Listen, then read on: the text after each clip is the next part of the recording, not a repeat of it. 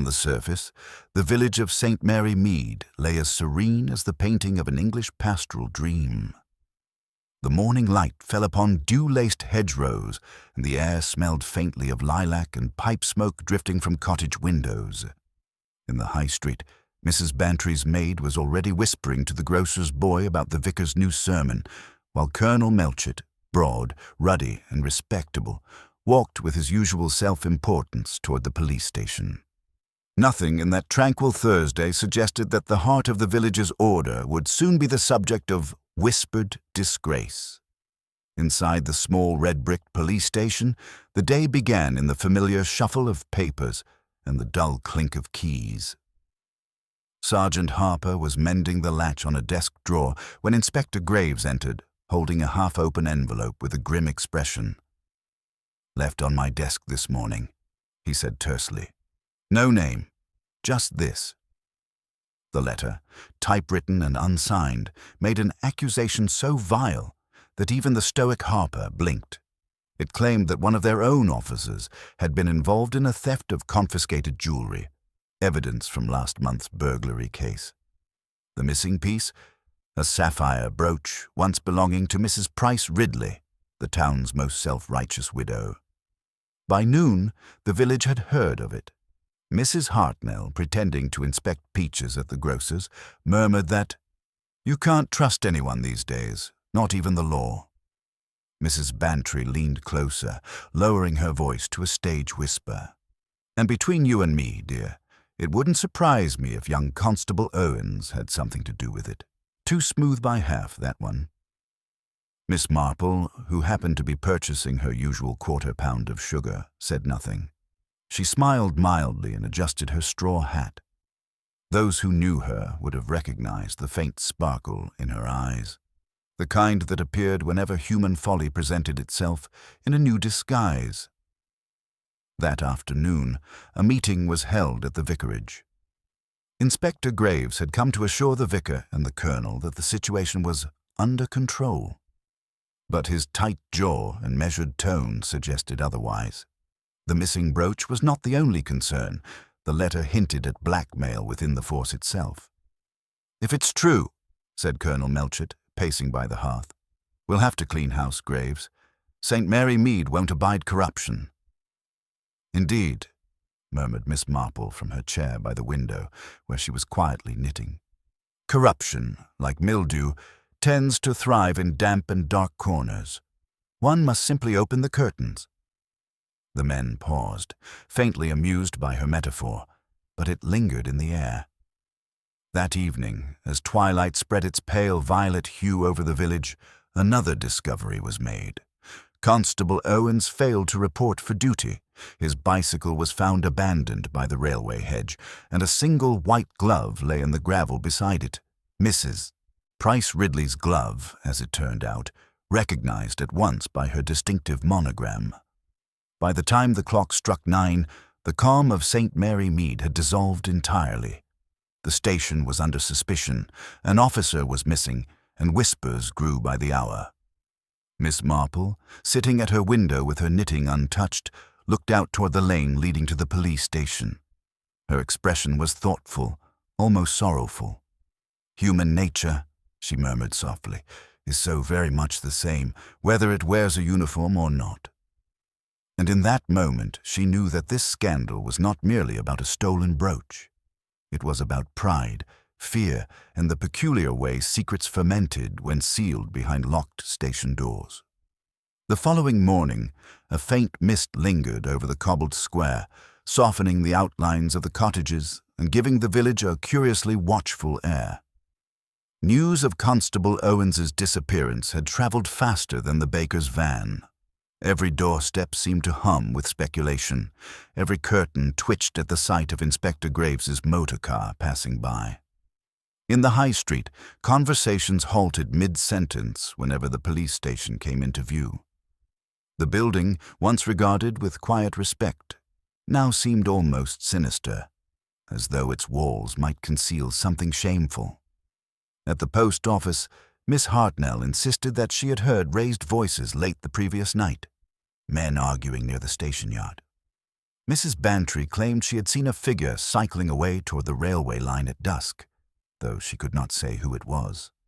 And Mr. Clement, the vicar, doing his best to calm the gossip, only made matters worse by remarking that we must pray for the young man's safety, which naturally confirmed in everyone's mind that Constable Owens was either dead or guilty. Miss Marple listened quietly, as she always did. She had gone out early that morning, ostensibly to deliver a jar of quince jelly to Mrs. Price Ridley, who was in quite a state over her missing glove. The widow, pale and indignant in her dressing gown, insisted that the discovery of her glove by the railway was proof positive of that boy's involvement. Miss Marple, setting the jar gently on the table, agreed that it was indeed a very odd thing for a young man to have one's glove at all, and odder still, she added mildly, for him to drop it. When she left the house, she took a slow walk past the railway path. The morning light revealed fresh bicycle tracks along the gravel verge, but there were two sets, one narrow and new, the other broader and worn. She bent slightly, examining the impressions, and her eyes flickered with quiet interest. There was something not quite right about them. The newer marks overlapped the older, yet turned back toward the village instead of continuing to the station as one might expect. Meanwhile, Inspector Graves sat in his small office, the atmosphere heavy with tobacco smoke and unease. On his desk lay the anonymous letter, now creased from constant handling. Sergeant Harper stood at attention, uncertain whether to speak. "No sign of Owens, sir," he said finally. "We've searched as far as the copse in the brook. No bicycle either." Graves rubbed his temples. "And Mrs. Price Ridley?" "Ranting, sir. Says the glove proves he's guilty." "She would." He leaned back in his chair. "But Owens was a good lad. Not clever, perhaps, but decent. I can't believe he'd risk his career for a bit of jewelry." Outside the open window, the soft hum of bees drifted in, mingled with the faint laughter of children walking to school. It felt almost cruel that life could carry on so serenely. Graves' gaze fell once more on the letter, its typewritten lines too deliberate, too careful. It had the air of someone trying very hard to sound anonymous. That afternoon, Miss Marple paid a casual visit to the police station under the pretense of delivering a bouquet of lilac to cheer the place up. She found Inspector Graves courteous but distracted. "A dreadful business," she murmured, placing the flowers on a side table. "One feels quite unsettled, doesn't one, when suspicion falls so close to home?" Graves gave a faint, humorless smile. "You could say that, Miss Marple." She tilted her head. "Do you suppose, Inspector, that whoever wrote that letter knew precisely when you would find it?" He looked up sharply. "Why do you ask?" "Oh, no reason at all," she said lightly. "Only one notices that kind of thing. Timing, you know, it often says as much as content." She smiled pleasantly and left him to his thoughts. When evening came, the mist returned, heavier this time, and the village lamps burned like small watchful eyes through it. Constable Owens was still missing, but now a second rumor had begun, one whispering that he had not fled, but been silenced. Miss Marple, seated in her armchair with her knitting resting untouched in her lap, gazed thoughtfully into the fire. Somewhere behind this scandal, she knew, was not merely greed or weakness, but something quieter and more dangerous, the fear of being found out. She could feel it lingering in the air of St. Mary Mead like smoke that refused to clear. And as the church bell struck 9, a knock echoed faintly on her door. When she opened it, Sergeant Harper stood there, his face pale in the lamplight. "Miss Marple," he said, lowering his voice, "we've found something by the brook." She took her shawl without a word. In the quiet lane behind them, the mist seemed to hold its breath. The path to the brook was narrow and uneven, lit only by the bobbing glow of Harper's lantern. The mist clung to the hedges like damp gauze, and the steady sound of water over stone grew louder as they approached. Miss Marple followed in silence, her shawl drawn tightly about her shoulders, her eyes alert despite the late hour. There was something about the stillness of that night, the way the village held its breath, that told her the quiet peace of St. Mary Mead had been truly broken. At the edge of the brook, 2 constables stood waiting, their boots darkened by mud. The lantern light revealed the faint gleam of metal beneath the reeds. Harper crouched, reached in, and lifted a bicycle wheel from the shallow water. The rest of the bicycle lay half-submerged beside it, its frame bent, the chain torn loose. Miss Marple leaned closer, her gaze not on the bicycle but on the surrounding bank. The mud was disturbed, heavily so, but only on one side. There were drag marks leading not toward the water, but away from it, toward a clump of elder bushes. Harper noticed her look. "We thought it might be his, ma'am. The serial number matches Owens's issued cycle, but there's no sign of him." Miss Marple nodded absently. "No footprints on the other side?" "None, ma'am. Just these here, all heading back toward the path." She bent, studying the marks in silence. "Strange," she said at last. "If a man wished to disappear, one would expect him to take the road or the line, not drag his bicycle through the brook. It looks, dear Sergeant, rather more like someone wished to make it appear that he had vanished." Harper frowned. "You think it's staged?" "I think," she replied softly, "that people often tidy up after their own misdeeds, but rarely as neatly as they believe." They returned to the village as dawn began to tint the sky a bruised pink. By morning, word of the discovery had spread. The grocer's boy claimed Owens's ghost was haunting the brook. Mrs. Bantry swore she had dreamt of him calling her name. Even the vicar admitted uneasily that evil had crept rather close to home. Inspector Graves, however, remained silent. He had spent the early hours in his office, staring at the letter once more. Miss Marple's words about timing refused to leave his mind. That afternoon, Graves visited Mrs. Price Ridley, ostensibly to confirm details about the stolen brooch. She received him with all the theatrical offense of a woman wronged by the world. "I told you before, Inspector, the brooch was of great sentimental value. My late husband gave it to me on our honeymoon in Bath. The idea that one of your officers could— Oh, it's unspeakable." Graves glanced toward her mantelpiece, cluttered with porcelain figurines and family photographs. "And the glove, madam? You're certain it's yours?" "Of course I am. My initials are embroidered inside the wrist. See here." She fetched its pair from a drawer, a delicate white thing with a faint floral scent. "A matched set." He examined it briefly. "Did you wear them recently?" "I wore them to the Ladies' Society luncheon on Tuesday. I may have left them in my handbag afterward, but that dreadful business has quite driven the details from my mind." When he left, Miss Marple was standing at the gate, apparently admiring the roses. "You'll forgive me, Inspector," she said with a small smile, "but I can never resist a well-tended garden. Mrs. Price Ridley's are always so carefully trimmed, almost unnaturally so, don't you think?" Graves gave her a tired look. "You suspect her?" "Oh, I rarely suspect anyone," she said gently. "But I do notice things. For instance, she says she wore her gloves on Tuesday, and yet that monogrammed glove by the railway was curiously spotless for something left out overnight in the damp. One might almost think it hadn't been there as long as we were told." He stared at her, a flicker of realization dawning. "You believe it was planted?"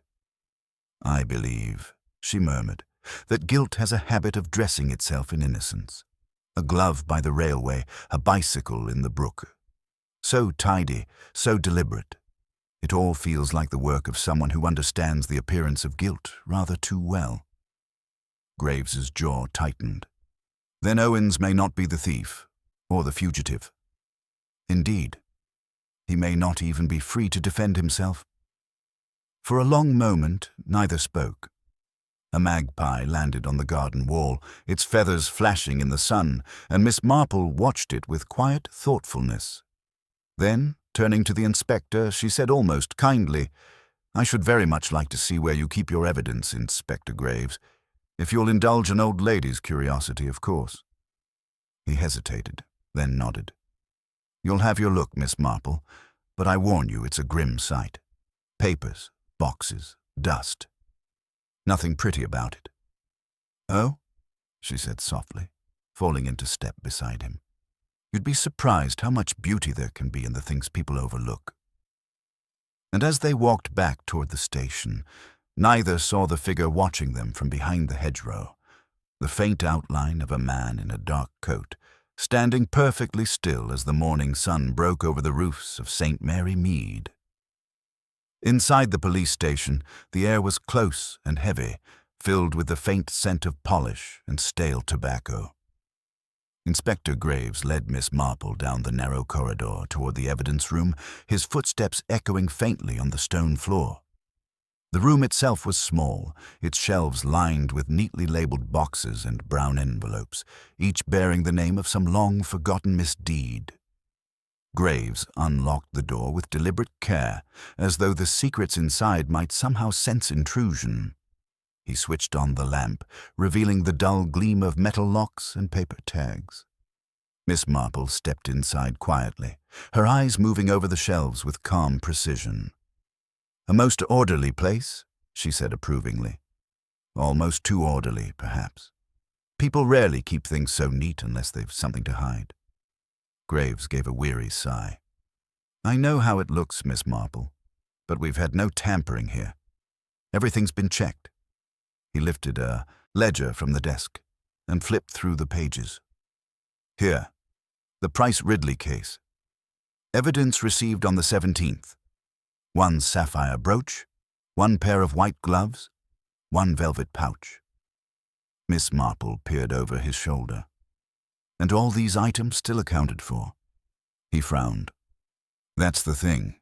The brooch was signed out for inventory recheck 2 days later, on the 19th. Signature, Constable Owens." "Ah." Her tone was almost kind. "Then the case against him writes itself, on paper at least." "But the brooch never turned up again," Graves said, "and Owens swore he never touched it." Miss Marple smiled faintly. "I'm sure he did. Yet tell me, Inspector, who handles these ledgers when they are not in your hands?" "Sergeant Harper," he said without hesitation. "Always has." "And he was the one who found your letter that morning, wasn't he?" she asked gently. Graves looked at her sharply. "You think Harper planted the letter?" "I think," she replied, moving closer to the shelf, "that the person who wrote it was familiar enough with your habits to know precisely where you'd see it first, and perhaps, more importantly, that you'd believe it." She paused, her gloved hand brushing over the tags, stopping at one labeled simply, "Miscellaneous, Recovered." She lifted it delicately. "Might I?" Graves hesitated, then nodded. She opened the box and examined its contents: a few coins, a silver locket, a small packet of postcards bound with twine. "Curious," she murmured. "This was meant for storage, not disposal, and yet the seal has been broken. Someone's been here recently." Graves leaned closer, examining the tear along the side of the tape. "You're right. But who?" Before he could finish, Harper appeared in the doorway, his expression startled. "Oh, there you are, sir. I was just coming to find you." Graves straightened. "What is it?" "We've had a report," Harper said, glancing briefly at Miss Marple. "From the farmer near the woods. Says his dog dug up something by the old mill path. Cloth? Maybe uniform cloth." A heavy silence followed. "Show me," Graves said, his tone suddenly hard. As they left, Miss Marple's gaze lingered on Harper just long enough to notice the small details: the scuffed edge of his boot, the faint ink stain on his cuff, and the twitch in his jaw as he mentioned the discovery.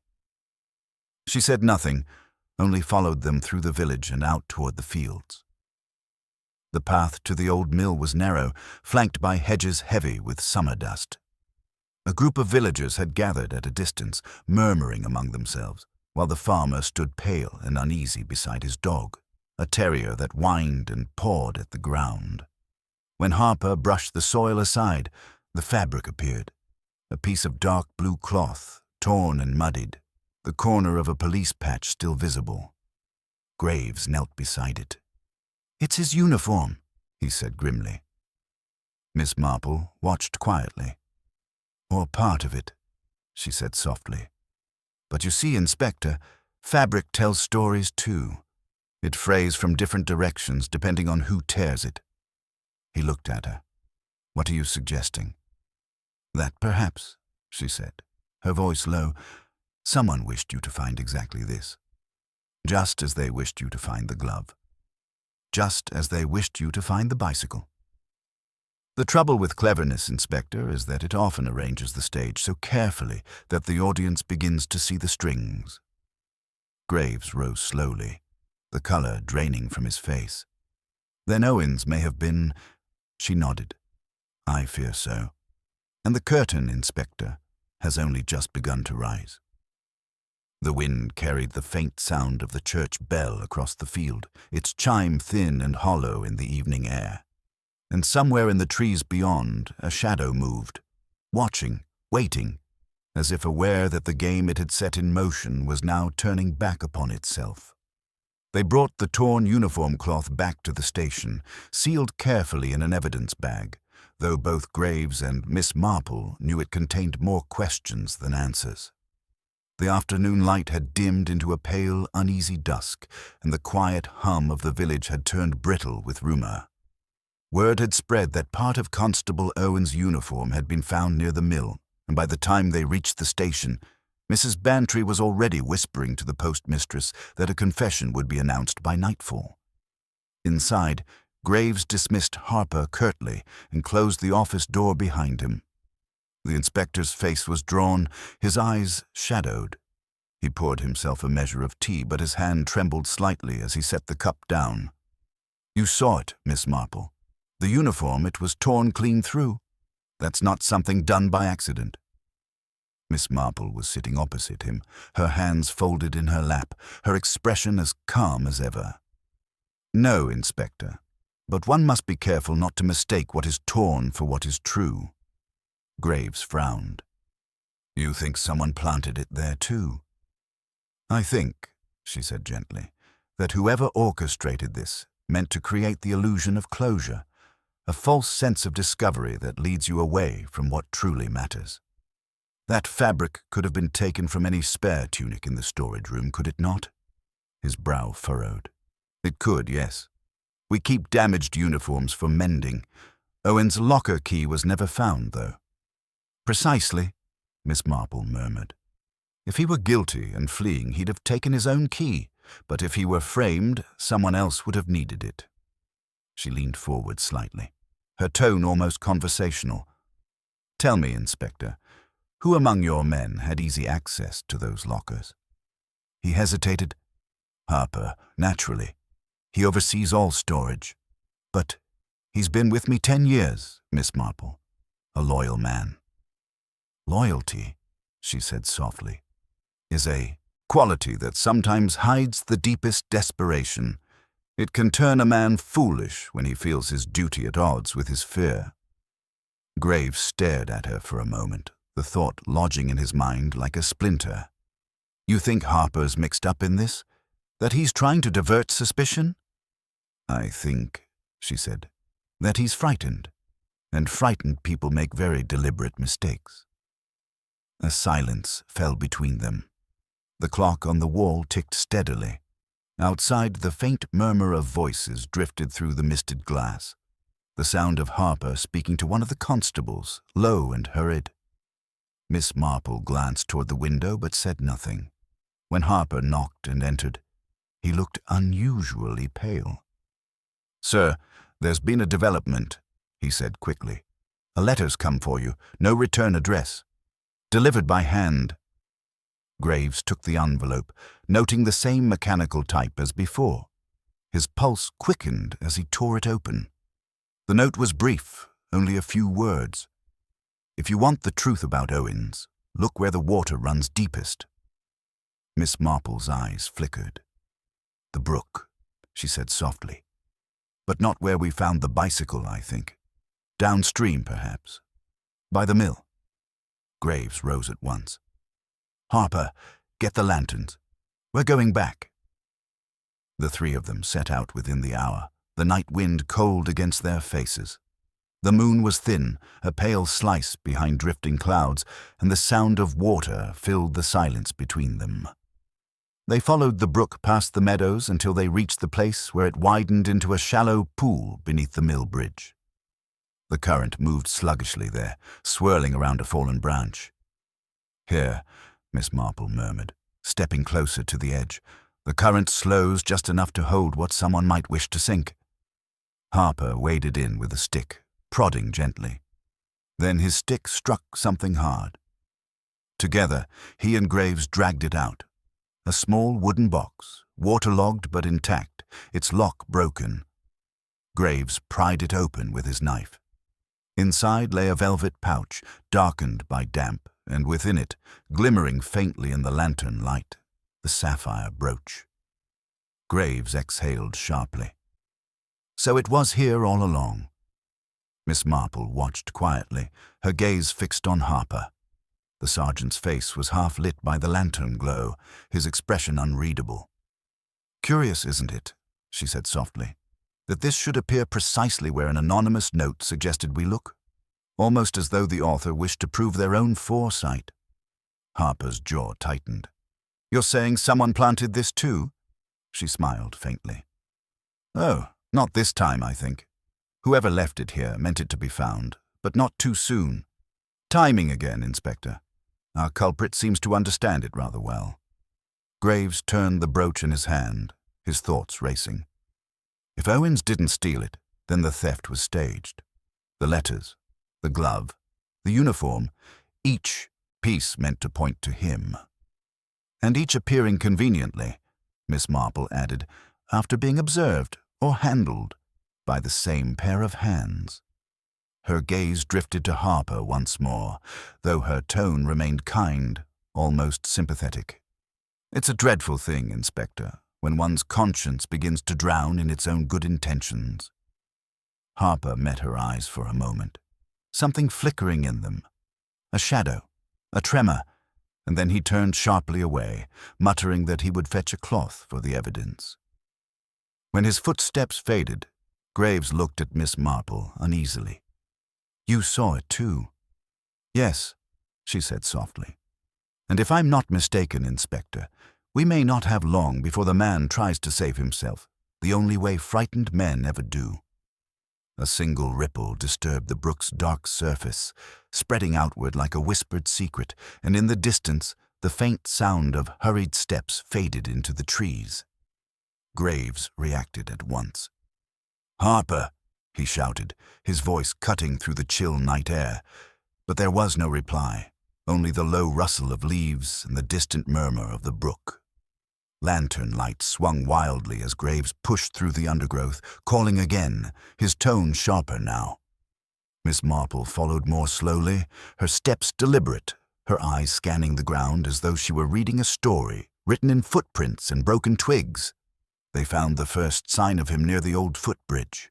A set of hurried prints leading toward the trees, the heel of one boot dragging as if he had stumbled. Graves moved ahead, his breath ragged, the beam of his lantern flashing across the trunks. "He's panicking," he muttered. "He's going to run." Miss Marple's voice came soft behind him. "Or to hide. But panic, Inspector, rarely ends in escape. It only draws one closer to what one fears." They reached the edge of the woods where the ground dipped sharply toward the riverbank. There, caught between the roots of an oak, lay a small metal box, an officer's sidearm case. Graves knelt, lifting it carefully. "His revolver," he said grimly. "He's armed." Miss Marple studied the case, noting the fine layer of dust and the faint smear of oil on its latch. "Strange," she said quietly.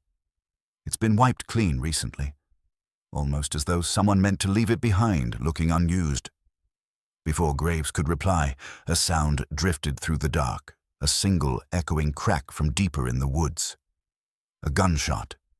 They ran toward it, the ground uneven beneath their feet, branches snapping underfoot. The smell of damp moss thickened, and then the path opened into a small clearing. Harper was there, standing beside a fallen log, the revolver still smoking faintly in his hand. His face was pale, eyes hollow, his chest heaving as though each breath fought against his ribs. Graves stopped short. "Harper, put it down." The sergeant's hand trembled, the weapon lowering by inches. "I didn't mean for it to go so far, sir," he said hoarsely. "It was supposed to be simple. Just frighten him, make him confess." Miss Marple stepped forward, her tone calm but piercing. "You mean Owens?" Harper nodded weakly. "He found out about the brooch. I thought if I made it seem like he'd taken it, no one would look closer. He threatened to tell you everything, said he'd seen me take it out of evidence to pawn for my brother's debts." He swallowed hard. "We struggled by the brook that night. He fell, his head. He didn't get up." Graves' voice was harsh. "And the rest, the letters, the glove, the uniform, I had to keep it believable," Harper said desperately. "You'd have guessed if it ended too soon. I thought I could finish it neat, make it all fit together like a case file." He gave a broken laugh. "But it never fits, does it? Not when it's real." Miss Marple's gaze softened, though her eyes did not waver. "You were tidy to the end, Sergeant. Too tidy. Every false clue was placed just where a guilty man might panic to hide it, and no one panics with such precision." Harper sank to his knees, the revolver clattering beside him. "I didn't mean to kill him," he whispered. "I only meant to protect my name." Graves approached slowly, removing the handcuffs from his belt. "You'll have to answer for it, Harper. You know that." "I know," Harper said quietly, his shoulders slumping as Graves fastened the cuffs around his wrists. "It's almost a relief, sir. Been hearing the water every night since. It never stopped." Miss Marple looked toward the brook visible through the trees, the moonlight glinting faintly on its restless surface. "Water is like memory," she murmured. "It carries what we'd rather forget and delivers it, in time, to where it must be seen." By the time they returned to the station, dawn had begun to break, a cold, grey light spilling across the village rooftops. Harper was silent as he was led inside, and the weight of his confession seemed to hang over the place like a fog. Graves stood for a long while at the office window, staring out toward the quiet square, the world around him already returning to its routine. Miss Marple, seated by the hearth, took out her knitting once more. "A sad affair," she said gently, "but perhaps a necessary one. Evil doesn't always wear a villain's face, Inspector. Sometimes it hides in the small choices, one compromise, then another, until one forgets what honesty feels like." Graves nodded slowly. "And Owens?" "They'll find him," she said softly. "By the same brook, I imagine. The truth always floats to the surface in the end." Outside, the church bell tolled 8, and the first carts began to move through the street. Life, as it always did in St. Mary Mead, resumed its polite rhythm. Tea poured, gossip whispered, roses pruned. And from her window overlooking the lane, Miss Marple watched it all with her quiet, knowing eyes, as though she alone understood how easily peace could turn to tragedy, and how very thin the line was between order and deceit.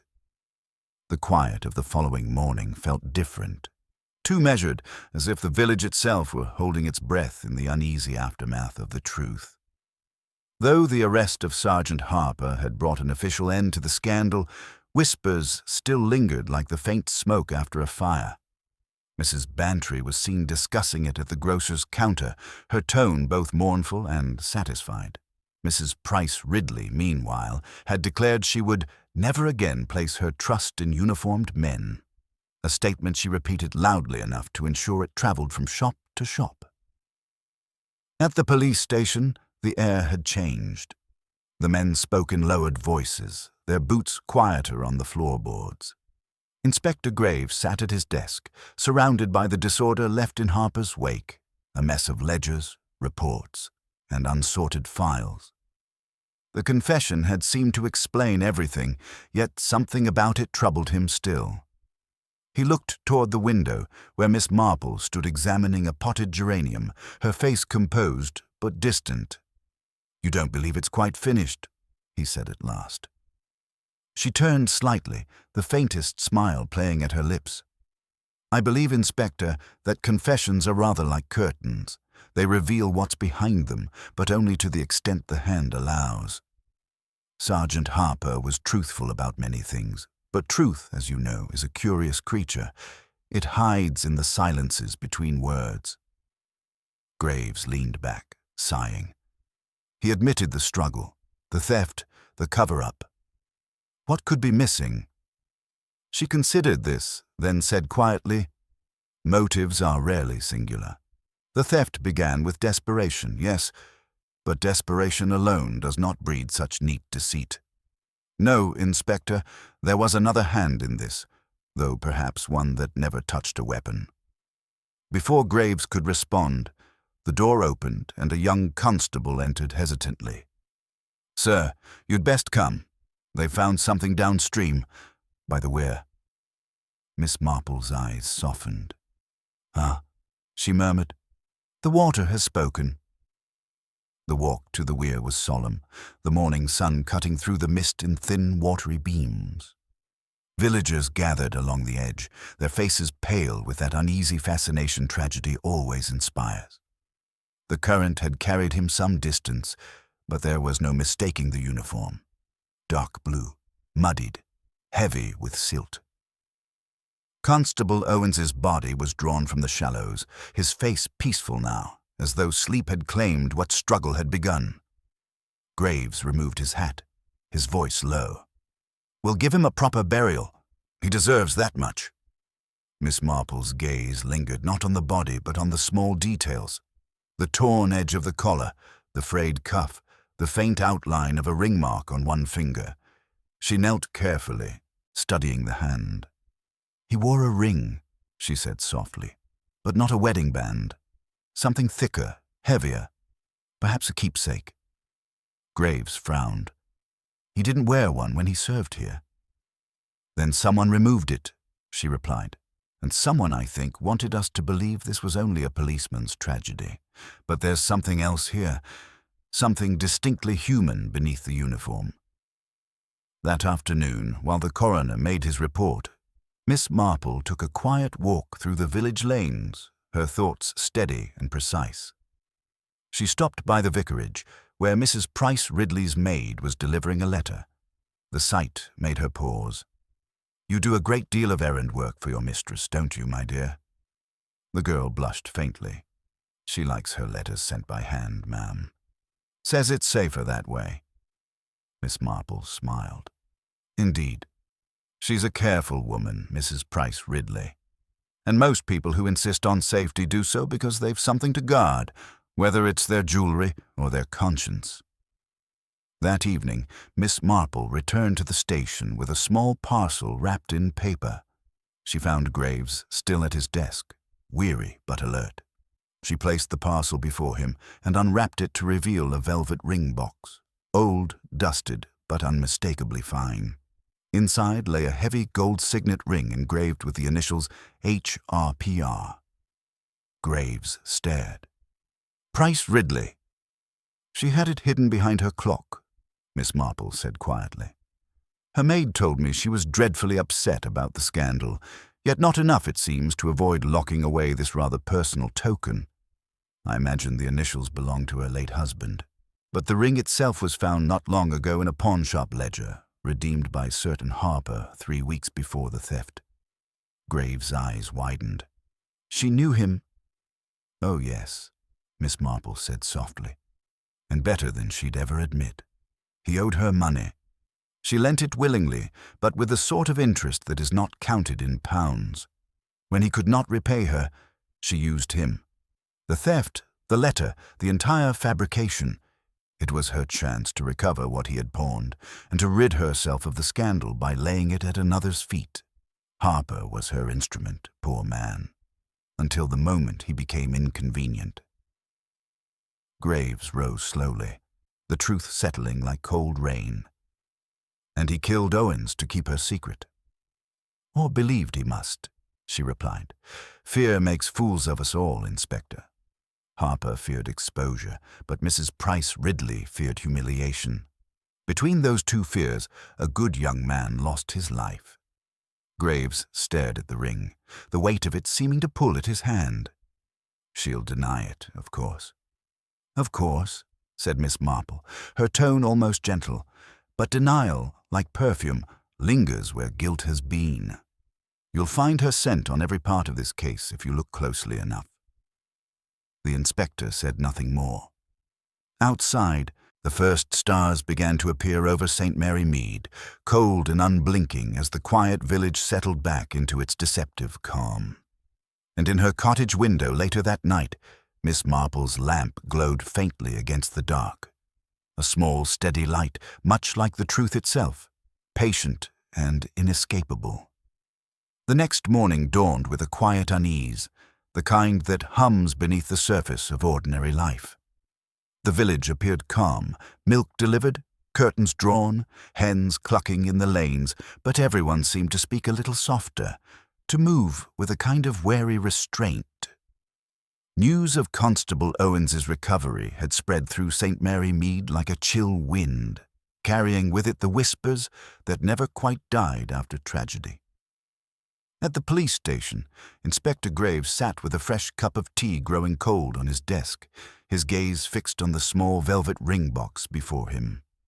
The gold signet caught the pale morning light, the initials glinting faintly. HRPR. He had spent half the night turning the facts over and over in his mind, yet they refused to settle. Every piece fit together too neatly, every revelation arriving just when it was needed, as if the case itself were being quietly directed by invisible hands. Miss Marple arrived just after 9, her gloves folded neatly, her eyes bright beneath her soft grey hat. "You haven't slept, Inspector," she said kindly as she took the chair opposite him. "One can always tell by the way men stir their tea without looking at it." Graves managed a weary smile. "I keep thinking about Mrs. Price Ridley, what she gained from all this, beyond pride. It seems such a dangerous game for a woman of her age and standing." "Ah," Miss Marple murmured. "But pride, Inspector, has its own peculiar arithmetic. She lost a husband, a reputation to gossip, and lately a rather generous sum to poor Sergeant Harper's weakness. To her that ring was not only sentimental, it was proof that she had once been adored, once envied. When that was pawned away, something inside her must have turned bitter. And bitterness," she added softly, "is very good at teaching cruelty how to disguise itself as righteousness." Before Graves could reply, the door opened and a constable entered, hat in hand. "Message for you, sir, from the post office. Mrs. Price Ridley's maid came in early. Said her mistress took ill during the night. Dr. Hayward's there now." Graves exchanged a glance with Miss Marple. "I suppose we'd better pay her a visit before the illness grows worse." The Price Ridley residence was as immaculate as ever. White curtains, crisp, roses in perfect bloom, the front walk swept free of leaves. Yet the air inside was heavy with something sour, an invisible weight that hung about the drawing room like the aftermath of a quarrel. Mrs. Price Ridley sat propped on the settee, a shawl about her shoulders, her complexion ashen but her posture dignified. "Inspector Graves," she said, faintly. "Miss Marple, how very good of you to call. Such dreadful days we've had, haven't we?" Miss Marple offered her a gentle smile. "Indeed, Mrs. Price Ridley, the village has been most distressed. I do hope you're feeling somewhat better." The widow's hand fluttered toward her teacup. "A touch of shock, that's all. Poor Sergeant Harper, such a pity. I suppose grief drove him mad. You mustn't think too harshly of him." Graves stepped closer. "You knew him rather well, didn't you, madam? He redeemed something of yours not long before the theft." Her eyes flickered, the faintest pause. A ring, yes. My late husband's. I lent it to Harper for a personal matter. I was helping him, Inspector. He was quite desperate. I assure you there was nothing improper. Miss Marple's tone remained serene. Of course not. Still, one wonders why you didn't mention it sooner. It must have seemed relevant when poor Owens disappeared. I didn't think it necessary, Mrs. Price Ridley replied, her voice tightening. One doesn't wish to tarnish the memory of a man who served his duty. Miss Marple tilted her head. A curious phrase, my dear, for I've often found that those who speak of duty are usually defending something rather less noble. The widow's hand trembled slightly, spilling a drop of tea on her sleeve. You're accusing me, then? Graves interjected, his voice even. No, madam. But we will need you to come to the station later to sign a statement. Routine procedure. Her lips thinned. If you insist. As they left, Miss Marple's eyes lingered on the mantelpiece where a small photograph stood. Mrs. Price Ridley's late husband in uniform, his expression severe yet oddly familiar. She looked closer.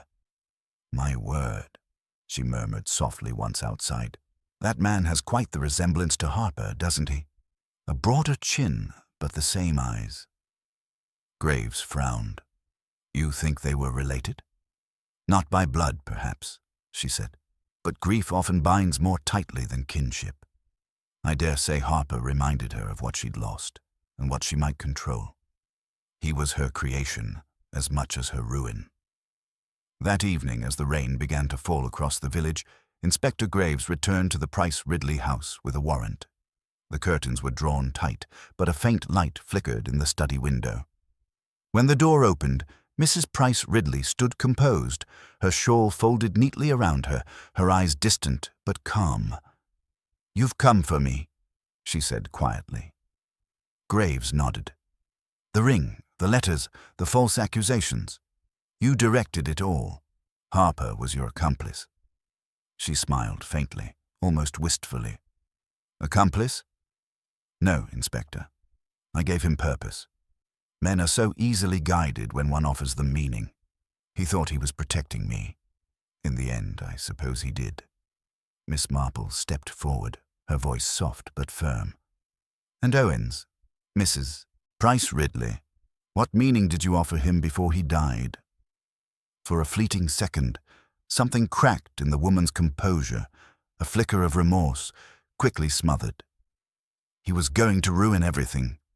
He saw Harper take the pouch from the station. I told him to be silent, but he wouldn't listen. I didn't mean for him to... She stopped, her hand trembling. You see, Miss Marple, I only ever wanted to keep my house in order. Miss Marple looked at her gently. Yes, dear, but sometimes the tidy house is the one built on buried things. As Graves led her away into the waiting carriage, the rain began to wash against the cobblestones, soft and steady, blurring the lamplight into long, trembling lines. In her cottage window, Miss Marple later watched the glow of the departing lights fade into the mist. Another scandal ended, another lesson written quietly into the village's conscience. She sighed, picked up her knitting, and murmured to herself, Human nature, after all, never changes. It only rearranges its furniture. The rain did not stop through the night. It fell in a steady, whispering rhythm, tracing long silver threads down the windows of St. Mary Mead. By morning, the air was clear again, though the streets still glistened with damp, and the scent of wet earth clung to the air. The village, for all its composure, seemed to wear an air of chastened quiet. Life resumed, as it always did, but with the muted hesitance that follows revelation. No one spoke openly of Mrs. Price Ridley's arrest, yet every neighbor's glance carried the same unspoken thought that beneath the gentle manners of their tidy world, something darker had once more been exposed. At the police station, Inspector Graves sat with the final report before him. The evidence was complete. Harper's confession corroborated by Price Ridley's statement, the stolen brooch recovered, the chain of deceit at last understood. Yet as he signed the last page, he felt none of the satisfaction that should have accompanied a case neatly concluded. Instead, he found himself glancing toward the empty chair opposite his desk, the one where Miss Marple had so often sat, quietly knitting, her words like small drops of ink revealing what others could not see.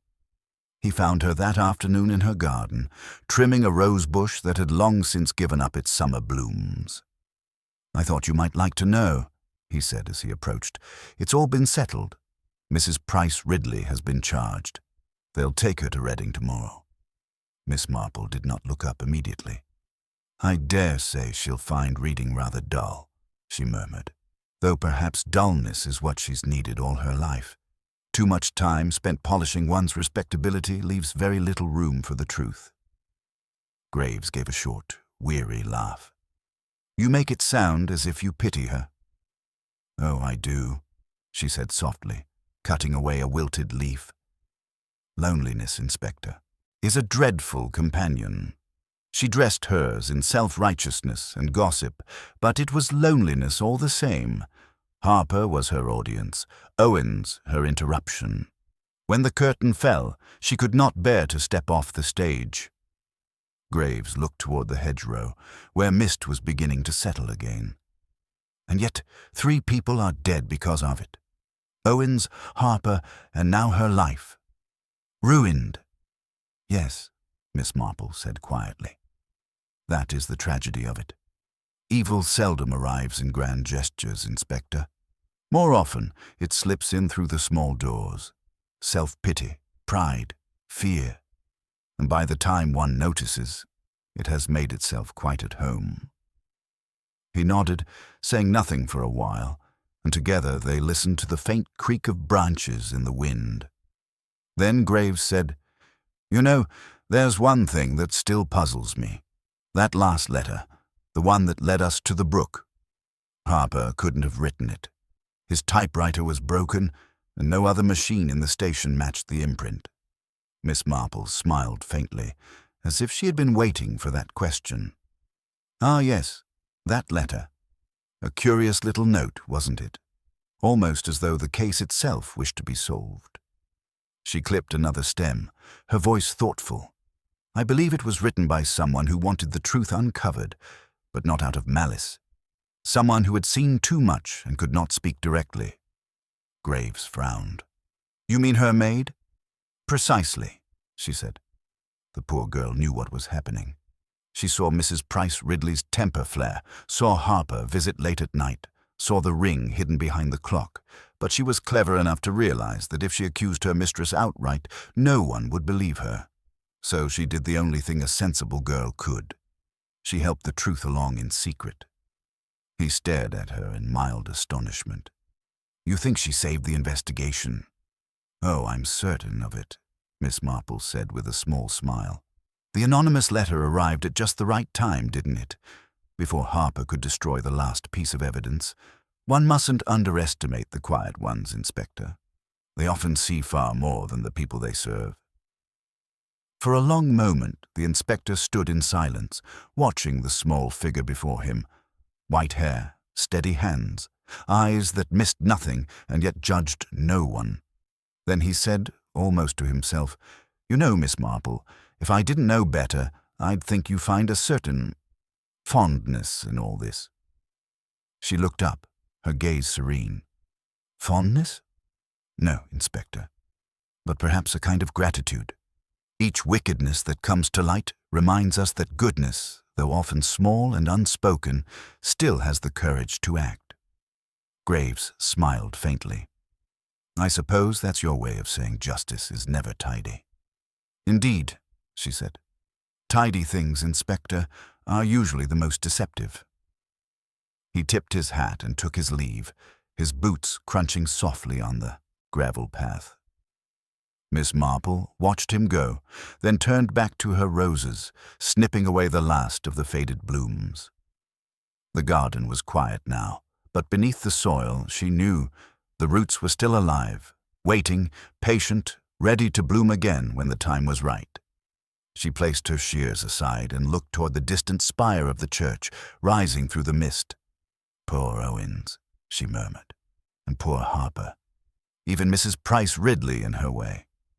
Then, with a sigh both gentle and final, she added, "Still, St. Mary Mead will go on. It always does." And as the evening settled over the village, a faint light glowed once more in the window of her cottage, the quiet lamp of a woman who saw the world as it was and still found it worth understanding. Days passed, and the village slowly began to settle into its familiar rhythm again. The gossip that had once crackled through the tea shops and post office began to fade into softer tones, then to silence, as all scandals eventually do in St. Mary Mead. Yet for Miss Marple, silence was never an ending, only an interlude before the next murmur of unease. She felt it one evening as she sat by her fire, a faint restlessness beneath the calm, as though something in the case had not quite lain down to rest. She reached for her knitting, then paused, her mind drifting back over the details. Harper's confession, the ring, the letters, the brooch, Mrs. Price Ridley's trembling hand as she spoke of keeping her house in order. The case had concluded neatly, almost too neatly, and that alone gave Miss Marple pause. She had learned long ago that evil rarely allowed itself such tidy closure. The following morning, a knock sounded at her door. It was Inspector Graves, hat in hand, his expression taut with something between weariness and unease. "Miss Marple," he said after a brief greeting, "there's been a development. Mrs. Price Ridley was found dead in her cell early this morning." Miss Marple's hands stilled on the teacup she was lifting. "How very sudden," she said softly. "I assume it was ruled suicide?" Graves nodded. "She'd taken the lace from her collar.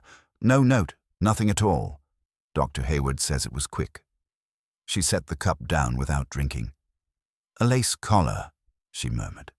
How very characteristic of her, controlled to the last. Even her death arranged to appear modest and civilized. She looked up at him then, her blue eyes calm but searching. "You don't believe it was despair alone, do you?" Graves hesitated. "No. And yet the door was locked from inside. No signs of struggle. Still, something about it feels wrong, too deliberate." "Just as the rest of it was," Miss Marple replied. "She orchestrated her life like a performance, Inspector. It stands to reason she might wish to direct her death the same way." But as the day went on, the unease deepened. A small discovery at the station unsettled Graves. Further, the key to Mrs. Price Ridley's cell had not been logged properly. It had been signed out the night before by a temporary guard brought in from Much Benham, a man no one in the village seemed to know well. When Graves sent for him, they found the post abandoned. The man had vanished. Miss Marple listened to the report quietly that afternoon when Graves returned. "You see, Inspector," she said gently, "we have not reached the true conclusion after all. Mrs. Price Ridley may have been vain and cruel, but she was not the sort to end her life in darkness. She valued the world's eyes upon her too much for that." Graves rubbed a hand across his jaw. "Then you think someone helped her?" "I think someone silenced her," Miss Marple replied. "Someone who knew that the story didn't quite end where we thought it did." She rose, crossing to her window where the twilight was beginning to blur the shapes of the hedgerows. "The maid," she said softly. "She was clever, yes, but also frightened. And now she has vanished too, hasn't she?" Graves blinked. "How on earth did you—" Miss Marple turned back to him with a faint, rueful smile. "Because she did not bring her usual bouquet of carnations to the church this morning. She never misses a Thursday. And because, Inspector, the moment one thread is pulled in a woman's lie, the other follows soon after."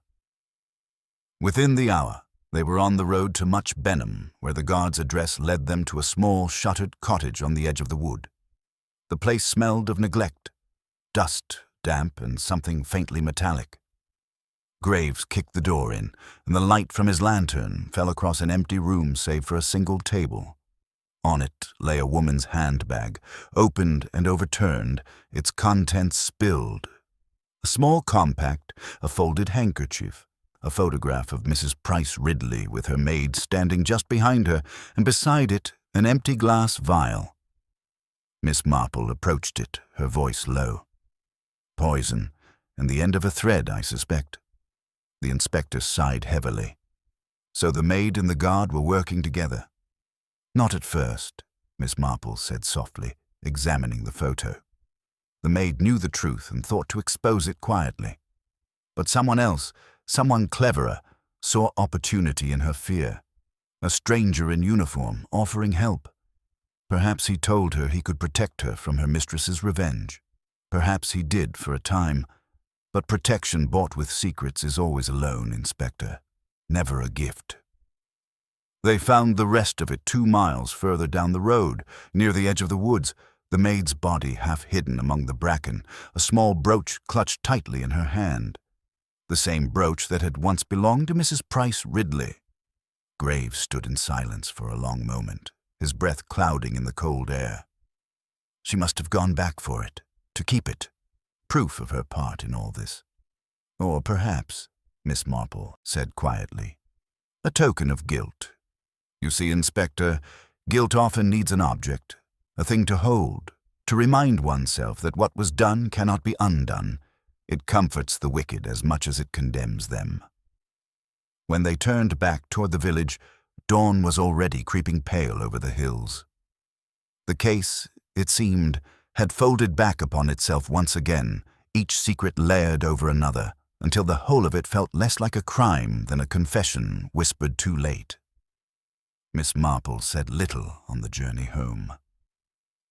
The road was quiet except for the rhythmic clatter of hooves, and Graves found himself glancing at her once or twice, struck as always by the calm in her expression. "You knew," he said finally. "You always do." She smiled faintly. "Not knew, Inspector, only listened. People tell their truths even when they think they're lying. One only has to hear the music beneath the words." By the time they reached St. Mary Mead, the morning light had turned golden, washing the village in gentle warmth as though nothing had happened at all. Miss Marple paused at her gate, looked once toward the church steeple catching the first rays of sun, and said softly, "Justice, Inspector, isn't always a gavel and a cell. Sometimes it's simply the truth finding its own way home." Then she went inside, set the kettle on, and reached for her knitting, her needles clicking softly, steady as the heartbeat of a village that, for all its quiet grace, would always have more stories waiting beneath its surface. The weeks that followed brought a strange calm to St. Mary Mead. The scandal that had shaken the village faded into memory, leaving behind only faint traces, an empty house, a shuttered shop, and the occasional pause in conversation whenever the Price Ridley name was mentioned. Time, Miss Marple thought, was the most discreet of housekeepers. It swept away the visible dust, but never quite managed to remove the scent of what had been. Inspector Graves came to see her one afternoon, hat in hand, the crispness of his uniform softened by weariness. "We've traced the man who posed as the guard," he said. "Name was Richard Price. Former police clerk dismissed years ago for forgery. He'd been living under false names ever since. It seems Mrs. Price Ridley corresponded with him once about selling her husband's old jewelry. That's how he learned enough to insinuate himself into the affair." Miss Marple nodded slowly. "Yes, I rather thought the hand behind it all might belong to someone who understood both greed and procedure. The poor maid never stood a chance. She mistook cunning for kindness, a common confusion in young women." Graves set a folded paper on her table. They found Price on the coast near Dover. He'd booked passage under another name, but his heart gave out before he boarded. Poison in his pocket, the same type that killed the maid. And in his coat, a letter he never posted, addressed to you. He slid it toward her. The envelope bore no return, only her name in a stiff, deliberate hand. Miss Marple unfolded the single page within and read it silently, her expression unchanged. "You were right before you ever began. I watched you, Miss Marple, and I knew you'd see through the farce sooner or later. But perhaps you'll understand. Some of us are made by the same system that condemns us. Harper believed he could atone. Price Ridley thought she could command, and I only learned to imitate the order that once cast me out. You'll call it wickedness, but I call it consequence. She folded the letter neatly, her fingers steady. He was an observant man, she said quietly, and quite correct in his way. Consequence often looks very like justice to those who have forgotten what kindness is. Graves exhaled, rubbing his temple. So that's the end of it, then. The official end, yes, Miss Marple said. Though endings, Inspector, are merely places where human folly pauses to catch its breath. He smiled faintly. You make it sound almost poetic. Perhaps it is, she said, her eyes twinkling. The village will heal. It always does. But one should never mistake stillness for peace. Somewhere, someone is always nursing a small wrong, waiting for it to bloom into something dreadful. Graves stood, placing his hat back on.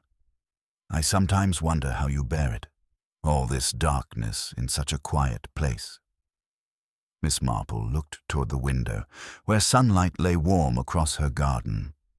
Because, Inspector, I also see the light, the small courtesies, the shared cups of tea, the way people forgive without quite saying so. Evil is only remarkable because it interrupts such ordinary goodness. One mustn't let it blind us to the rest. He nodded, his respect unspoken but sincere. Good day, Miss Marple. When he left, she sat a while longer, the letter resting on the table beside her. The clock ticked gently, the kettle hummed, and outside, a robin sang on the gate-post. She smiled faintly, picked up her knitting once more, and began again where she had left off. Each loop steady, deliberate, and perfectly ordinary. For all the wickedness she had witnessed, Jane Marple knew that life in St. Mary Mead would go on exactly as before. Tea poured, secrets whispered, and truth, as ever, quietly biding its time until someone happened to notice. And in that quiet balance between sin and civility, she found her greatest comfort. Not that justice had been done, but that human nature, in all its frailty and grace, had once more revealed itself for what it was. The fire crackled softly, the needles clicked, and Miss Marple, serene as ever, murmured to herself, "The world, my dear, always mends itself, one stitch at a time." The end.